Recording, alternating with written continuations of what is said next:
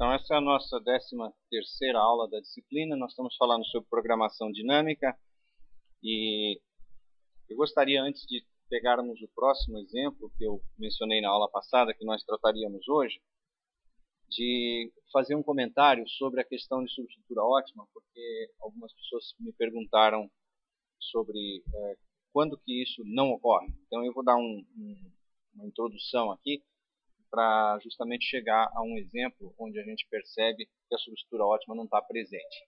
Porque, de certo modo, ela é muito natural. Você intuitivamente supõe que quase em todos os casos deve ser assim, então talvez seja assim sempre, né? De que se você está buscando uma resposta que otimiza, maximiza ou minimiza uma determinada propriedade em certa circunstância, se você pegar uma parte do todo, se a sua solução inclui o que parece ser uma solução nessa parte, ela também deve otimizar ali. E isso pode não ser verdade. Então, para ilustrar isso, eu gostaria de tomar aqui um exemplo em uma situação de otimização, onde você tem um grafo. Vocês já têm familiaridade com o grafo, viram no MC348, e vocês também já sabem o que é um caminho, né? Um caminho é simplesmente uma sequência, vértice, aresta, vértice, aresta, vértice. E um caminho ele é chamado simples se ele só passa uma vez por qualquer dos vértices por onde ele passa. Então não repete vértice algum. Então suponha que você tem um vértice S e um vértice T dados num grafo G, e te é proposto o problema de encontrar um caminho simples de comprimento mínimo de S a T. Então esse problema não é difícil provar que ele tem uma substitutura ótima. No fundo, o que você vai fazer para resolver esse exercício que eu estou deixando aí é mostrar que se você tem uma solução para o problema todo no grafo, dado portanto, um caminho simples que minimiza o comprimento no grafo, qualquer subcaminho que você pegar, ele também tem que minimizar, ele tem que ser um caminho de comprimento mínimo entre os vértices inicial e final desse subcaminho, certo? No grafo. Tá? Então, se você tivesse o vértice S, o vértice T, e eventualmente saindo de S, você passa por um certo vértice A, depois você passa por um vértice C, e depois você vai para T, o caminho de A a C que está contido dentro desse caminho grande de S a T, esse caminho daí tem que ser, no grafo, um caminho de comprimento mínimo. Tá? E aí a prova só falta mais uma frase em cima disso que eu falei, e você fecha esse exercício. Mas eu quero analisar um outro problema. Suponha que ao invés de encontrar um caminho simples de comprimento mínimo de S a T, você está interessado em encontrar um caminho um caminho simples de comprimento máximo de S a T, né, no grafo. O comprimento do caminho nós estamos medindo como o número de arestas desse caminho. Então, se você olhar para esse gráfico, que está todo ele desenhado aqui na lousa, ele tem os vértices S, T, depois a sequência de vértices de A até G, e mais o vértice X e o vértice Y. Esses são todos os vértices do gráfico, e todas as arestas estão desenhadas aí. Nós podemos perceber que o caminho mais longo nesse grafo é justamente o caminho que sai de S e vai pela sequência A, B, C, D, E, F, G, T. Não é possível encontrar um caminho que seja mais longo do que esse. Então esse caminho tem 1, 2, 3, 4, 5, 6, 7, 8 arestas. Então o comprimento dele é 8. E se nós olharmos agora para um subcaminho, por exemplo, para o subcaminho de S até C, subcaminho desse caminho. Tá? Então o subcaminho desse caminho de S, olhando de S até C, nesse caminho, ele só envolve essas 3 arestas. Então o comprimento desse subcaminho é 3. Mas no grafo, é possível nós encontrarmos um outro caminho, que é o caminho SA, AB, BX, XD, DC. E esse caminho daí tem comprimento 5. Então veja, o subcaminho de S a C, do caminho máximo de S a T, não é um caminho máximo de S a C. existe caminho mais longo, que é o caminho SABXDC, tem comprimento 5. Então você não tem subestrutura ótima nesse caso, porque uma parte da solução que otimiza o problema original não seria uma solução ótima se o problema que você quisesse fosse a versão reduzida. Então eu estou procurando o caminho máximo de SAT, achei, tem comprimento 8. No meio dele tem um caminho de comprimento 3 de SAC. Se eu estivesse procurando o caminho máximo de SAC, eu não encontraria esse, eu encontraria um outro. E se você tentar usar o argumento, então vamos no caminho de S até T, o trecho de S até C, que tinha comprimento 3, eu vou substituir por um outro caminho que tem comprimento 5. Então eu ficaria com o caminho verde, SABXDC, que tem comprimento 5. Mas agora, para chegar em T, como o caminho tem que ser simples, a única forma é se eu for de C até YGT. Então, se eu completasse esse caminho para alcançar, eventualmente, T, eu teria comprimento 7, e não seria ótimo. Tá certo? Então, veja, o caminho de comprimento máximo de S a C não é um subcaminho de um caminho ótimo de S a T. Certo? O caminho ótimo de S a T tem um subcaminho de S a C que não é ótimo de S a C. Então não tem substitutura ótima. Ficou claro isso, não? Tá? Eu acho que ajuda, de fato, se você tomar esse problema aqui e fizer esse exercício de demonstrar a substitutura ótima nesse caso, e aí verificar por que você não pode trazer a mesma demonstração que você fez lá para o caso do problema onde a otimização visa maximizar e não minimizar. E aí você deveria enxergar muito claramente onde que está o problema. E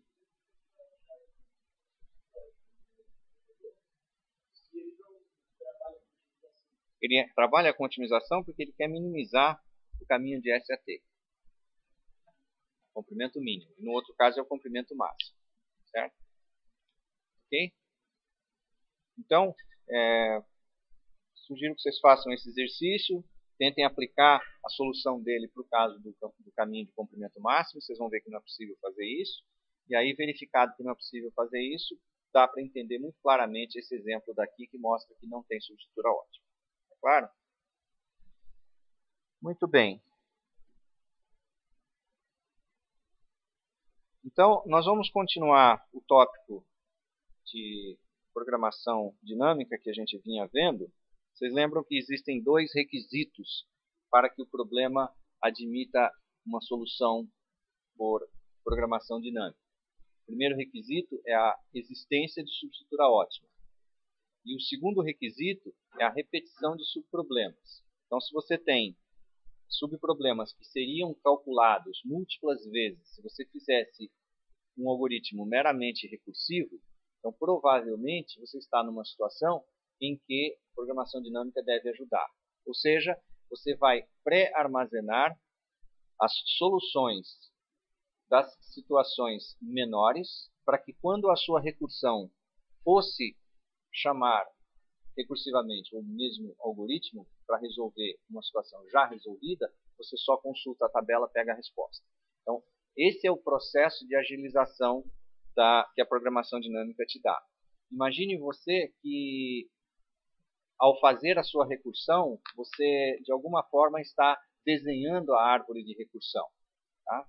Então, a árvore de recursão tem, na raiz, a primeira chamada, e você desce pela árvore de recursão, retorna cada vez que uma solução parcial é obtida, eventualmente você retorna novamente para a raiz. E lá estará a resposta do problema original. Certo? Isso é como você visualizaria uma recursão aí na forma de uma árvore. Muito bem. Quando você tem ocorrências múltiplas de subproblemas, significa que existem ramos dessa árvore que são iguais em duas partes da árvore. A primeira que for atingida nesse processo é calculada e, por programação dinâmica, você armazena esse resultado. Quando você cair de novo na necessidade de resolver exatamente o mesmo problema, ao invés de você descer novamente nessa árvore de recursão, você simplesmente consulta. Essa resposta eu já calculei qual ela é. Então, no fundo, é como se você cortasse fora toda uma sub-árvore dessa árvore de recursão do problema original. E é aí que vem a grande economia. Tá? Então, o problema que eu queria usar hoje como exemplo de aplicação de programação dinâmica é esse da subcadeia comum máxima. Então, o problema consiste do seguinte. Nós queremos, dadas duas cadeias de caracteres x e y, que são de um alfabeto sigma, eu quero determinar a maior subcadeia que seja comum a x e y. Então, vamos definir o que a gente precisa para entender direitinho esse enunciado de problema. Então, se você tem uma cadeia S de n caracteres, nós dizemos que S' é uma subcadeia de S se todos os elementos da cadeia S' aparecem em S na mesma ordem, ainda que possivelmente com buracos no meio. Isso, dito de maneira mais formal, significa o seguinte. Já que S' tem P caracteres, nós precisamos encontrar P índices. Índices esses que são índices da cadeia S, com a seguinte propriedade. Bom, todos eles são índices da cadeia S, então cada I de J é um número de 1 a N, que são os índices da cadeia J. Isso para todo J, nós temos P deles, certo? Cada IJ é anterior ao IJ mais 1, e isso para todo J. E o caractere BJ da cadeia S' é precisamente o caractere AIJ da cadeia S, para todo J de 1 até P. Tá? Ou seja, é aquilo que eu disse de uma maneira mais informal. A cadeia S' é uma subcadeia de S quando todos os seus caracteres aparecem em S na mesma ordem, ainda que possivelmente com buracos. Tá? Então, para essa cadeia daqui, nós temos esses elementos A, D, F e G que aparecem aqui. Então, essa cadeia S' é uma subcadeia da cadeia S. Certo? E nós queremos, então, encontrar subcadeias comuns. Então, se eu pegar a cadeia X e a cadeia Y, uma subcadeia comum é qualquer subcadeia de X que seja simultaneamente subcadeia de Y. Dentre essas, eu posso ter várias, de vários tamanhos, e deve existir um tamanho que é o maior de todos. Dentre as cadeias que são de tamanho máximo, eu quero encontrar uma. Então, a primeira pergunta que surge, né, será que eu devo fazer isso aí de uma maneira simplesmente recursiva ou será que não? Bom, a resposta mais rápida para essa pergunta é: se esse tópico está dentro de uma aula que é sobre programação dinâmica, então provavelmente deve ser programação dinâmica que é para a gente usar. Né? Mas, naturalmente, você poderia ter o ímpeto de programador, que é dizer, eu vou fazer um programinha rápido aqui que verifica isso para mim. Então, eu vou, da maneira mais ingênua possível, calcular, por exemplo, todas as subcadeias de S, ou de, no caso aqui nós estamos falando de X e Y, né? Queremos a maior subcadeia de X e Y, então eu poderia buscar todas as subcadeias de X. Tá? Quantas são todas as subcadeias de X? Será que é um número pequeno? Se X tem comprimento N, quantas subcadeias será que X pode ter? Bom, vamos pensar assim, de comprimento K, quantas subcadeias eu posso ter? Eu posso começar em qualquer um dos primeiros n-k elementos, daí para frente eu vou ter que ir preenchendo. Então você intuitivamente já começa a perceber que só por uma análise combinatória você já vê que esse número é muito, muito grande. Certo? Isso para um determinado comprimento. Nós estamos procurando maximizar subcadeias comuns. Então certamente que o problema ainda é muito mais, combinatoriamente, muito maior do que simplesmente esse de determinar quantas são as subcadeias de X. Muito bem. Então, se você partisse para uma solução recursiva ingênua, certamente seu algoritmo teria que analisar um número não trivial de subproblemas múltiplas vezes. E veja o seguinte, se você tem a cadeia X, você tem a cadeia Y, determinar se uma certa subcadeia é subcadeia de ambos é uma coisa razoavelmente fácil. Nós vimos um algoritmo na última vez que fazia exatamente isso, né? Fazia o percurso. Era parte daquele algoritmo das subcadeias gaguejantes. Então, essa parte é a parte fácil de se fazer. Mas se você quer encontrar subcadeias máximas comuns a porções de x e porções de y, isso pode acontecer muitas vezes ao longo de um processo recursivo de determinação da subcadeia máxima de x inteiro com y inteiro. Então, você já vai ter subproblemas repetidos num processo recursivo simples que você utilize. Bom, então, para que a gente possa falar da questão da existência de subestrutura ótima, a gente precisa de umas notações a mais que vamos então introduzir aqui. Se você tem uma cadeia S de tamanho n, ela tem, portanto, os seus elementos indexados de 1 até n. Eu vou chamar de o prefixo de tamanho i de S aquela subcadeia que começa na posição 1 de S e vai até a posição i. Então, são os primeiros i elementos de S. Tá? E nós vamos denotar isso daí por SI.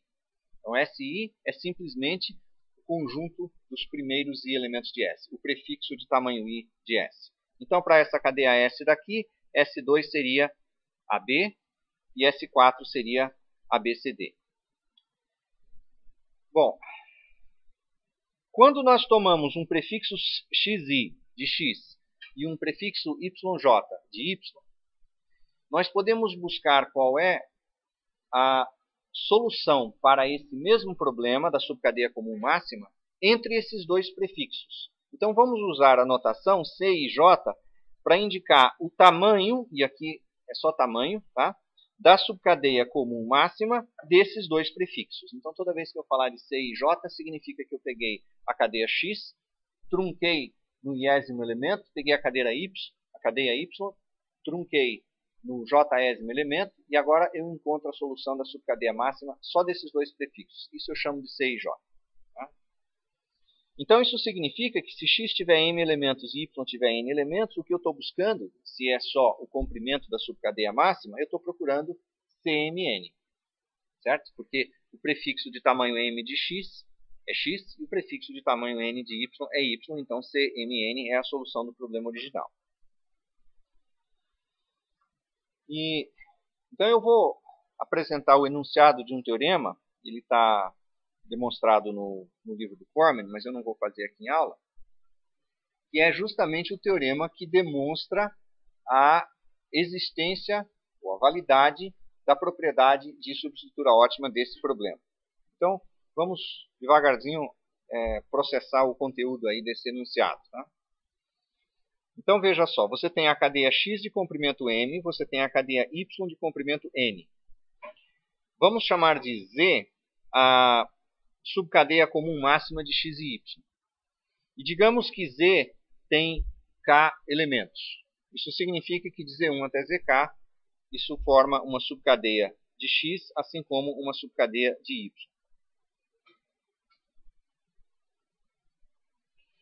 Então, essa aqui é a resposta lá do nosso problema original. Então, veja só.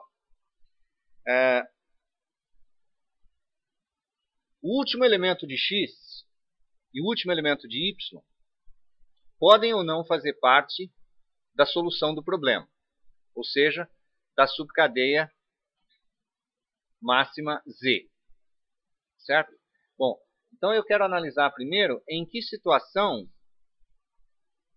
o último elemento da cadeia x faz parte da subcadeia máxima, quando que o último elemento de y faz parte da subcadeia máxima. Então, veja bem, se é subcadeia e se Z é a solução, então Z é subcadeia dos dois. Então, só pode fazer parte o último elemento de x se for onde termina Z. Ou seja, se você olhar para ZK, que é o último elemento da subcadeia máxima, portanto, da subcadeia comum aos dois, então isso significa que ZK tem que necessariamente ser o último elemento. Então, vamos lá. Se xm e yn, que são os dois últimos símbolos das cadeias x e y, forem... Desculpa, eu tenho que fazer essa parte primeiro.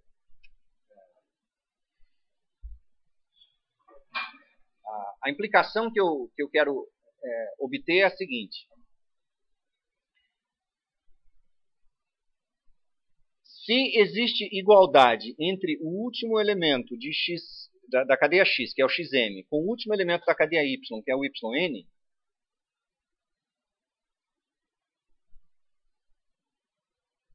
então, necessariamente, o último elemento da cadeia Z tem que ser igual a esse elemento. Porque, veja, não pode ser um elemento posterior, porque XM e YN são o último elemento da cadeia X e o último elemento da cadeia Y.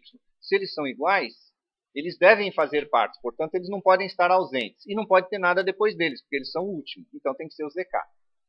Então, por conclusão aí, ZK tem que ser igual a qualquer um dos dois, portanto, igual aos dois, que eles são iguais.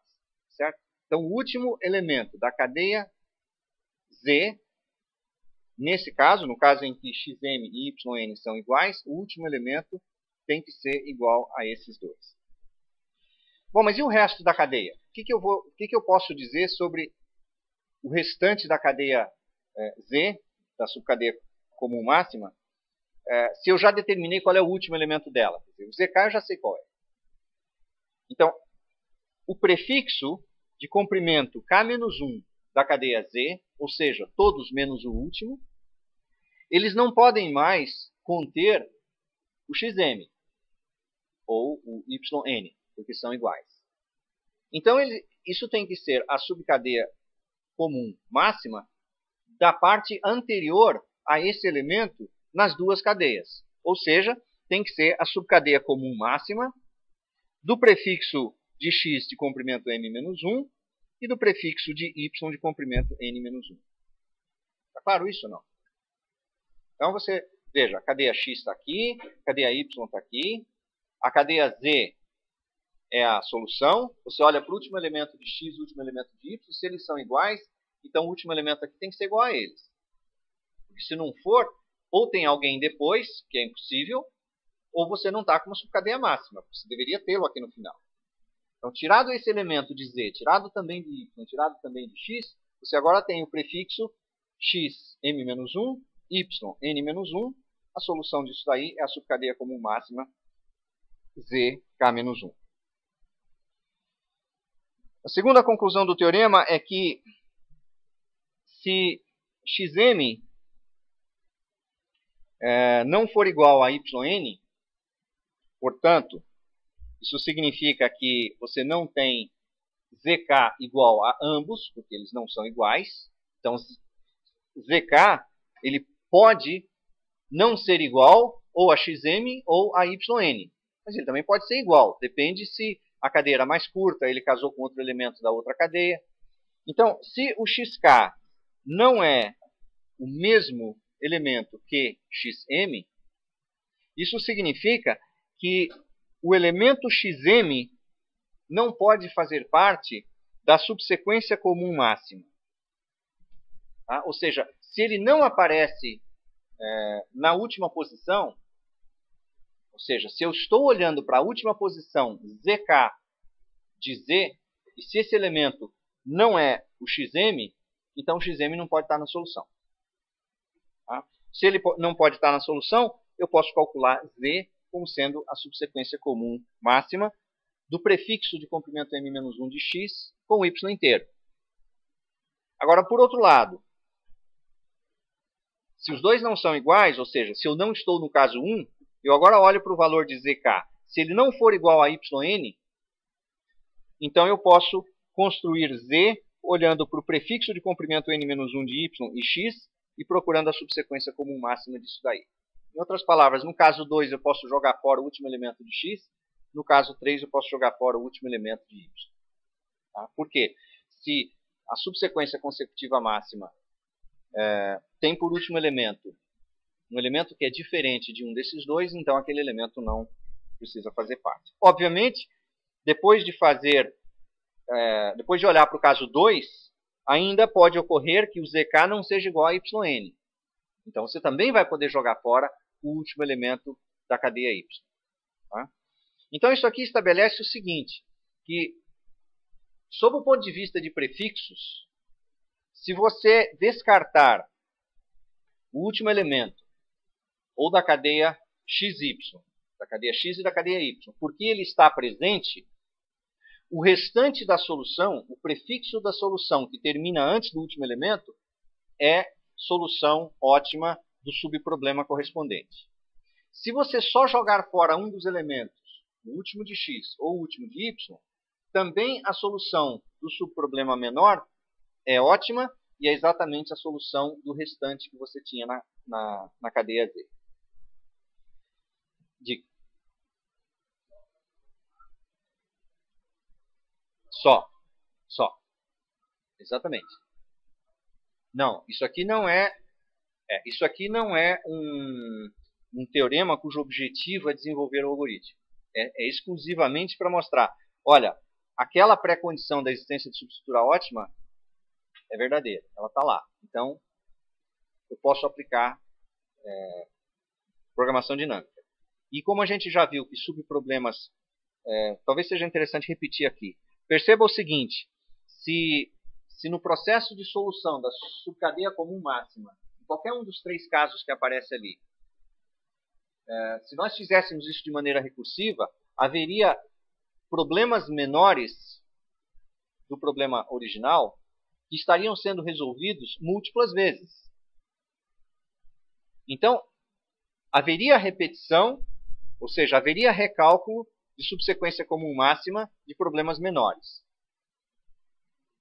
Quando você está calculando, pega, por exemplo, no caso 2, tá? Se você estivesse calculando a subsequência comum máxima entre o prefixo xm-1 e y, todas as cadeias menores de x, todos os prefixos de x, podem aparecer. Todos os prefixos de y podem aparecer. Só que você está descartando um elemento quando você está tratando o caso 2, ou seja, quando a subsequência comum máxima não usa o xm, então o xm ficou de fora. Mas na etapa seguinte, você pode descobrir, se você estivesse fazendo um algoritmo recursivo, ele praticamente seria um mapeamento desse teorema aqui, né? Você estaria, no passo seguinte, descartando um outro elemento, possivelmente do y. Então, se você olhar, digamos, para os 5 primeiros elementos de x e os 5 primeiros elementos de y, eles tanto podem aparecer numa eventual chamada recursiva que simula o passo 2, quanto também numa chamada recursiva que simula o passo 3. Então, poderia aparecer várias vezes a mesma recorrência, significando que toda a árvore de recorrência correspondente estaria sendo resolvida mais de uma vez. Tá certo? Muito bem. Então, falando agora da questão do comprimento, né? Se eu quisesse determinar o comprimento da subsequência comum máxima do prefixo xi e do prefixo yj, se o i for 0 e o j for 0, ou o j for 0, significa que uma das duas cadeias para as quais eu estou olhando não tem elemento nenhum. Bom, então, nesse caso, o comprimento da subcadeia comum ótima tem que ser 0, porque numa das cadeias eu não tenho nada, ela está vazia. Se, por outro lado, se os dois elementos finais do prefixo xi e do prefixo yj, se esses dois elementos finais forem iguais, então esse elemento pode ser acrescentado à direita da subcadeia consecutiva máxima que eu encontro, cujo comprimento é ci-1, j-1, porque eu consigo encontrar uma subcadeia consecutiva máxima de xi com yj, depois de achar da subcadeia consecutiva máxima de xi-1, yj-1, acrescentando à direita o xi, que eu sei que é igual a yj. Agora, se o xi e o yj forem diferentes, então, ou eu vou jogar fora o último elemento do prefixo xi, e portanto ficar com o prefixo xi-1, ou eu vou jogar fora o último elemento do prefixo yj e ficar com o prefixo yj-1. Então eu calculo a melhor solução quando xi é diferente de xj para a subcadeia comum máxima entre uma porção de x e uma porção de y, de modo que eu jogo fora o último elemento de x, ou fico com x inteiro e jogo fora o último elemento de y. Então eu fico com xi-1, que é um prefixo, e o yj, ou fico com xi inteiro e o yj-1, que perde o último elemento. E aí, o máximo é o que eu posso obter de melhor. Certo? Eu pego o máximo desses dois, porque o último elemento sendo diferente, né, nós estamos no caso em que xi é diferente de yj, esse elemento não pode fazer parte. Então tem que ser o que eu consigo maximizar na ausência de ou um ou outro desses elementos.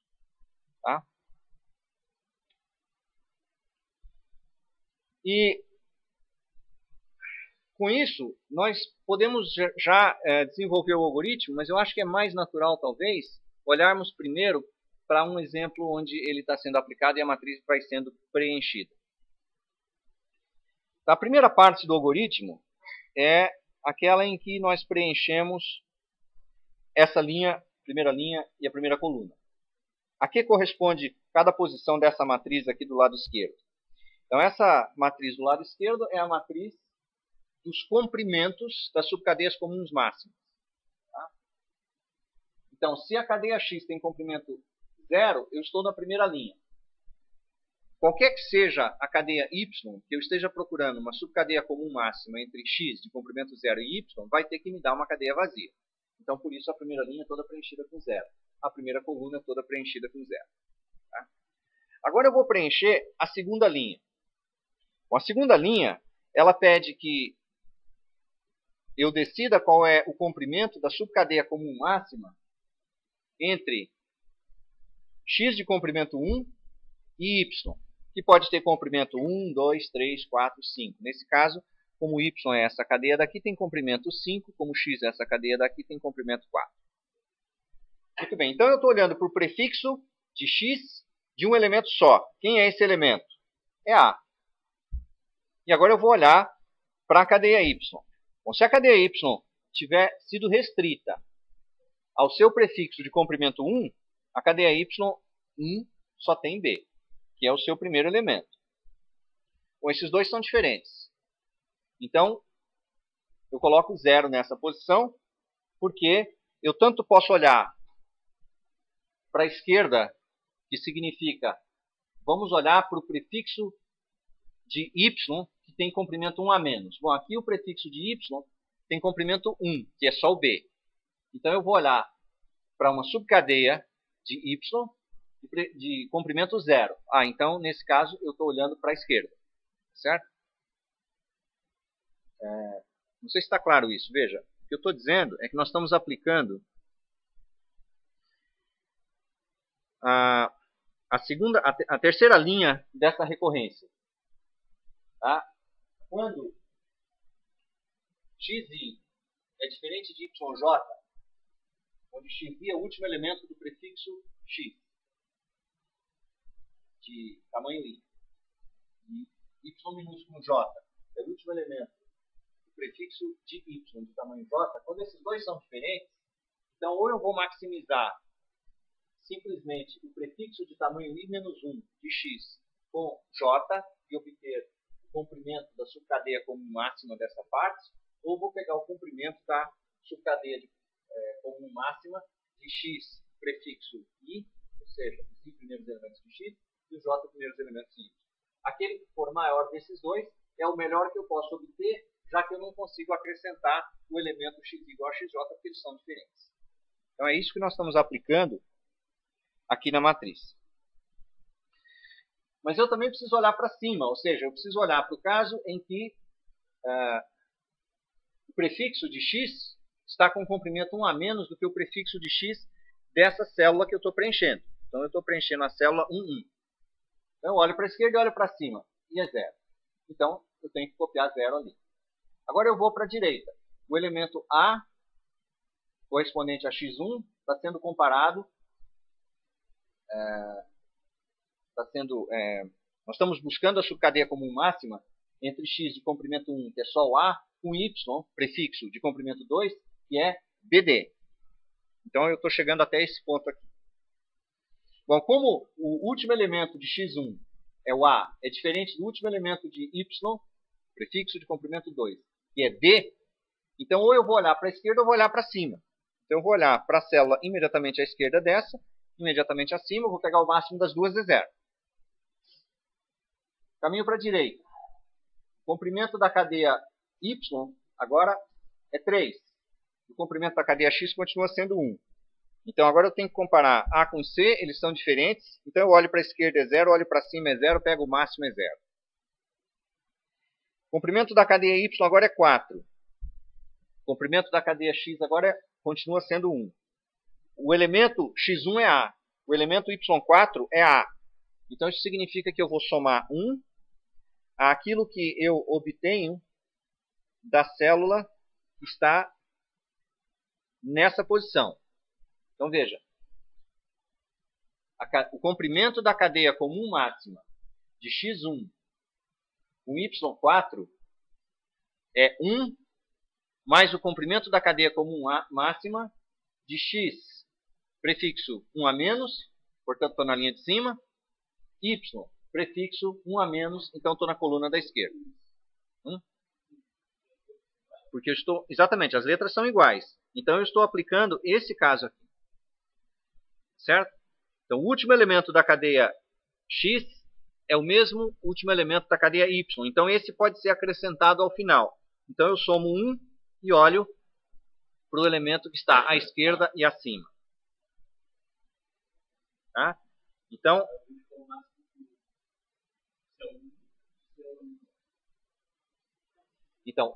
aquele 1 que aparece na linha 1, coluna 4, é o 1 que corresponde à igualdade entre o x1, que é A, e o y4, que é A.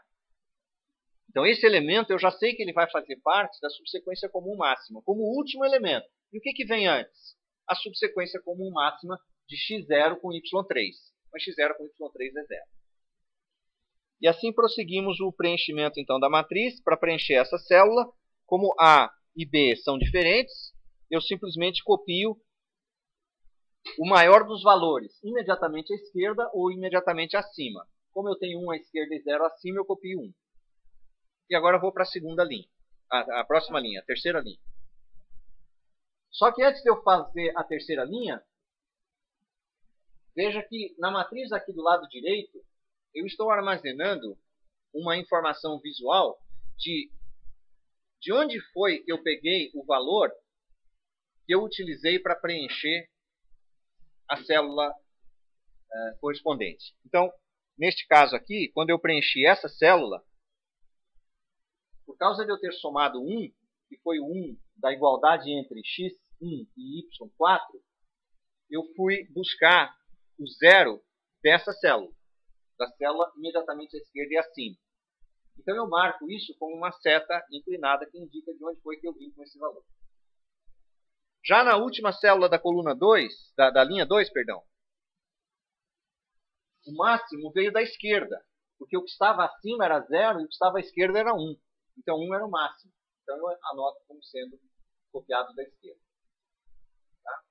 Quando empata, eu posso escolher arbitrariamente. Então eu estou colocando sempre para cima as setas, quando nos casos anteriores, onde foi sempre 0 e 0.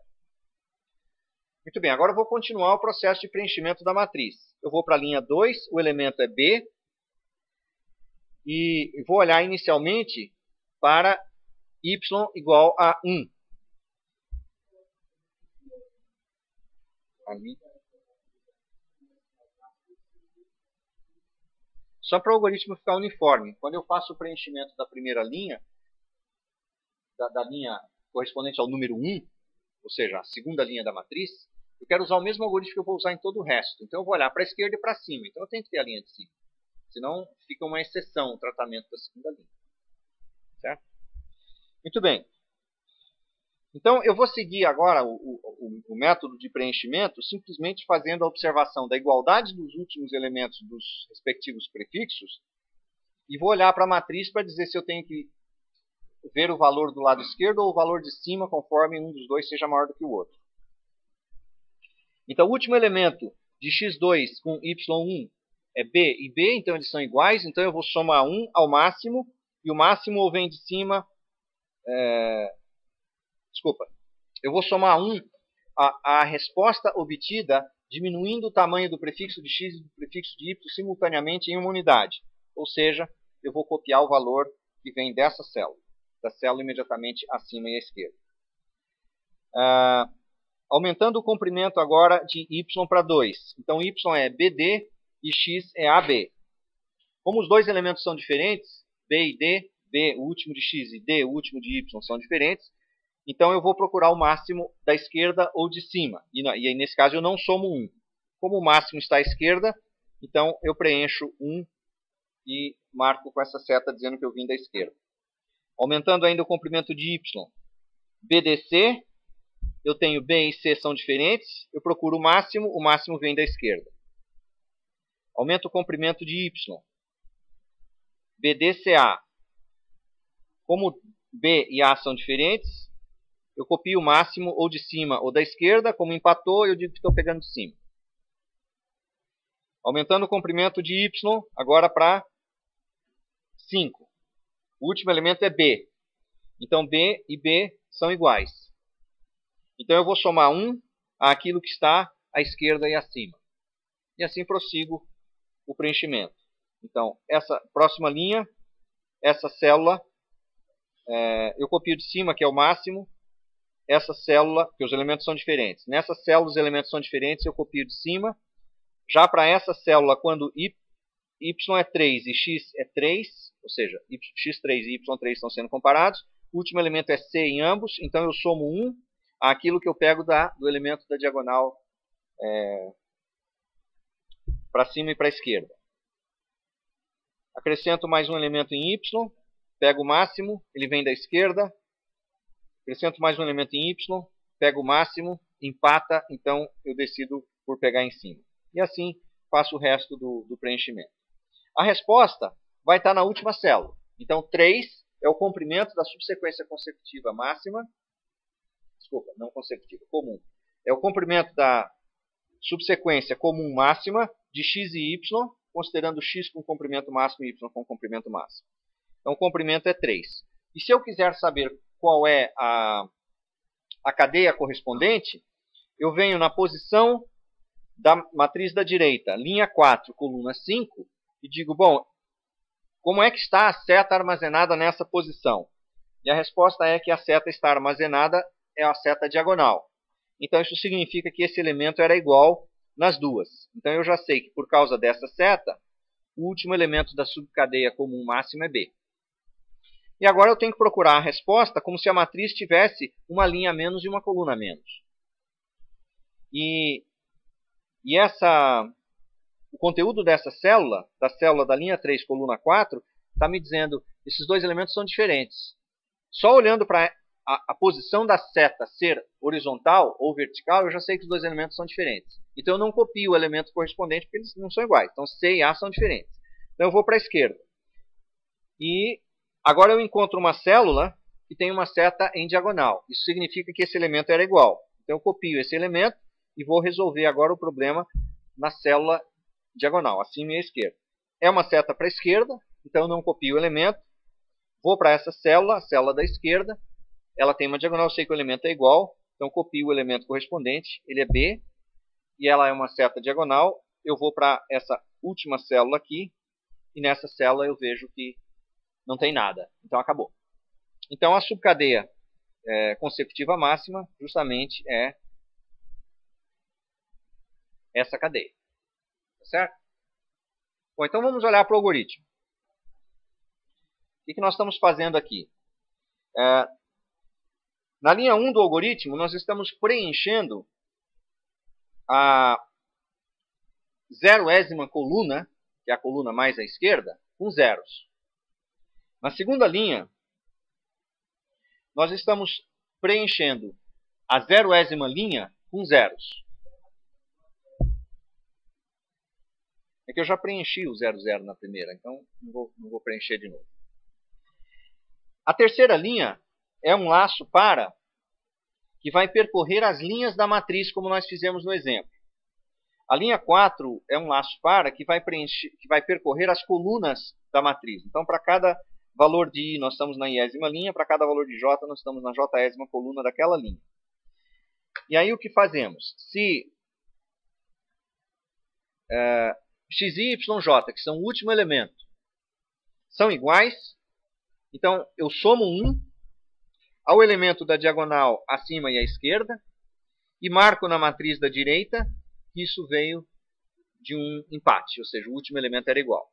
E com isso eu preencho a célula C e J dessa matriz da esquerda e a célula B e J da matriz da direita. Caso eles não sejam iguais, como eu quero o máximo, eu verifico se a posição imediatamente à esquerda tem um valor maior do que a posição imediatamente acima. Nesse caso, eu digo, veio da esquerda. É só copiar.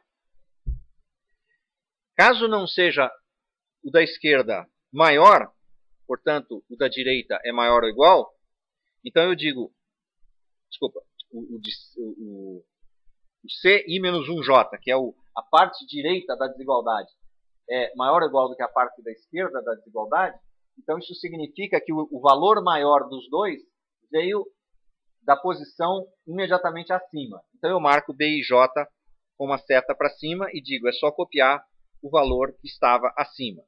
Terminado o preenchimento da matriz, eu devolvo o valor da última posição da matriz e devolvo a matriz B inteira.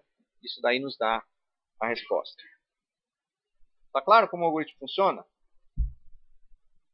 É um preenchimento, então, como nós vimos no caso do exemplo da aula passada, de parentização de produtos de matrizes, faz-se um preenchimento também de uma tabela, onde a informação vai sendo armazenada das menores instâncias para as maiores instâncias, de modo que nenhuma recorrência ocorra buscando computar um resultado que já foi computado por uma chamada igual anteriormente. O valor foi armazenado, você vai lá e consulta. Dica. Pois não.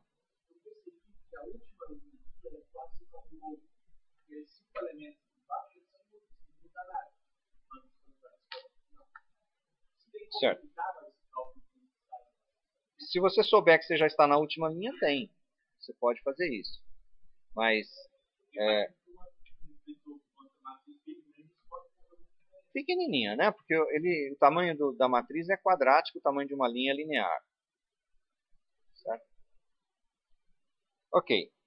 Então, veja. Que tamanho tem a matriz? M por N. Mais uma linha zero, mais uma coluna zero, M mais 1 por N mais 1. Se você pensar sob o ponto de vista do algoritmo, ele não encontra propriamente a subcadeia de tamanho máximo ali no algoritmo quando ele está computando os valores de C. Ele acha só o tamanho. Por isso, a gente armazena uma tabela adicional, que é a tabela B, em cujo preenchimento está, de uma forma implícita, armazenada a cadeia propriamente, ou pelo menos uma maneira de se fazer a reconstrução dessa cadeia. Foi aquilo que nós aplicamos.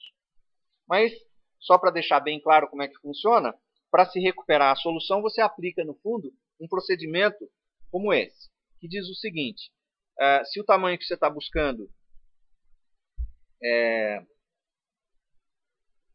zero, de uma das duas, então o que você vai devolver é a cadeia vazia. Então aqui podemos escrever dessa maneira se alguém ficar mais confortável com isso. Você simplesmente retorne, não tem que devolver nada, né? Mas às vezes é interessante deixar algum tipo de marca para indicar que a devolução é de um valor correspondente ao vazio.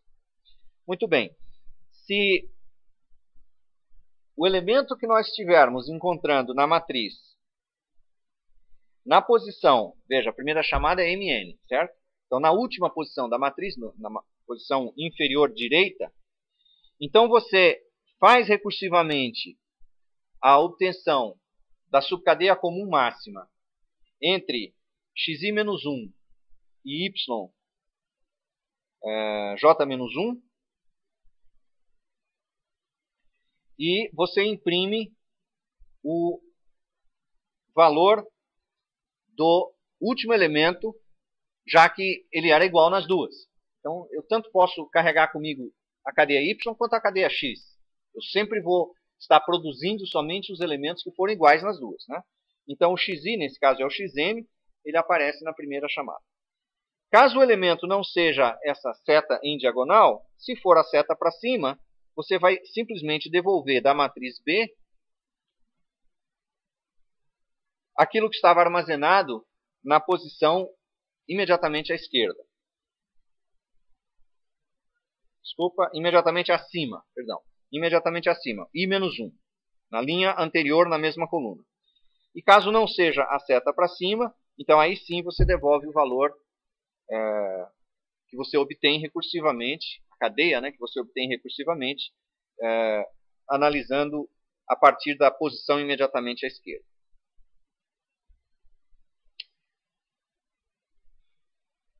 Esse processo de obtenção da cadeia, ou seja, a extração dela a partir daquela matriz B, você faz simplesmente em tamanho proporcional ao percurso da posição inferior direita até, no máximo, a posição superior esquerda. E esse caminho que você vai fazer, ele ou caminha para a esquerda na matriz, ou caminha para cima na matriz, ou caminha para a esquerda e para cima, diagonalmente, na matriz. Então, o tamanho do comprimento desse percurso que você vai fazer da última posição embaixo à direita até possivelmente a primeira posição acima à esquerda, é um comprimento que é de, no máximo, o tamanho de x mais o tamanho de y, por isso O de m mais n. Para a última função, é para a recuperação da cadeia a partir da matriz B. Não, porque você está preenchendo uma matriz de tamanho m vezes n. Então, só para você preencher a matriz, você já vai gastar m vezes n. Então, pensando agora no problema total, né, de resolver a questão da obtenção da subcadeia comum máxima, por causa do preenchimento da matriz, que é de tamanho m por n, essa parte do trabalho domina a complexidade do algoritmo.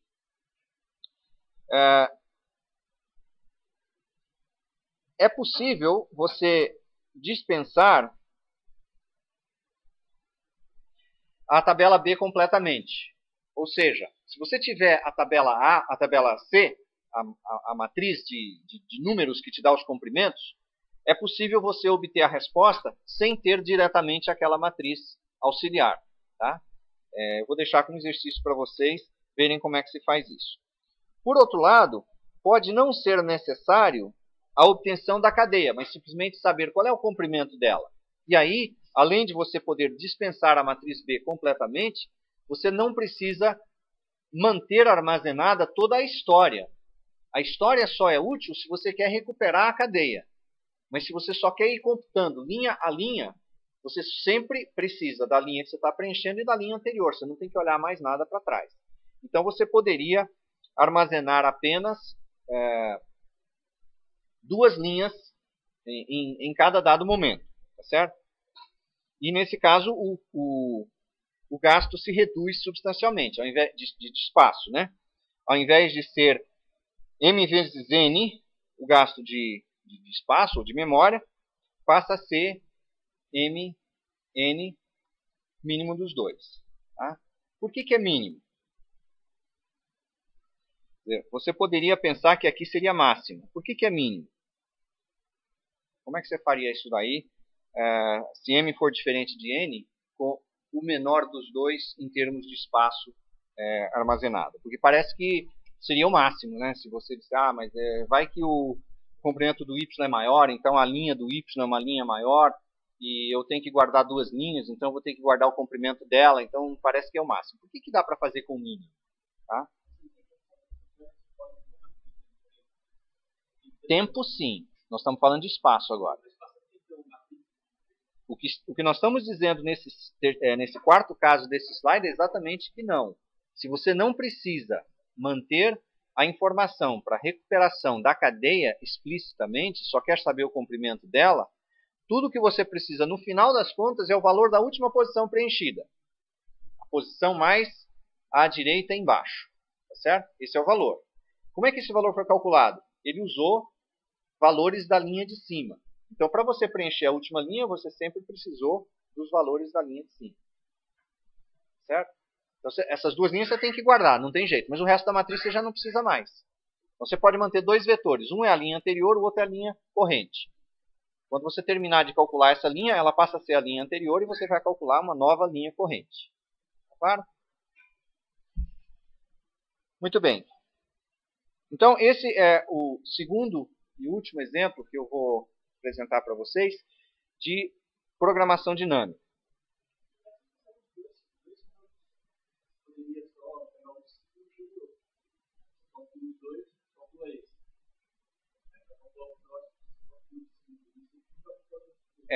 dá para economizar sim, de fato, um pouquinho mais, mas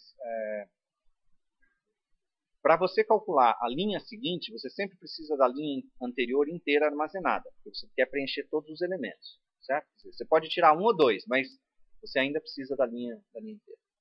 Então, não dá para fugir de M, não dá para fugir de N. A pergunta que eu estou deixando aqui é por que é mínimo, né? Por que não é máximo? Ou por que não é a soma, por exemplo, certo? Muito bem. Então, eu dizia, esse é o último dos exemplos sobre programação dinâmica. Na próxima aula, nós começamos o tópico seguinte, se eu não me engano, é o paradigma de projeto de algoritmos, chamado guloso. Okay? Então, por hoje é isso.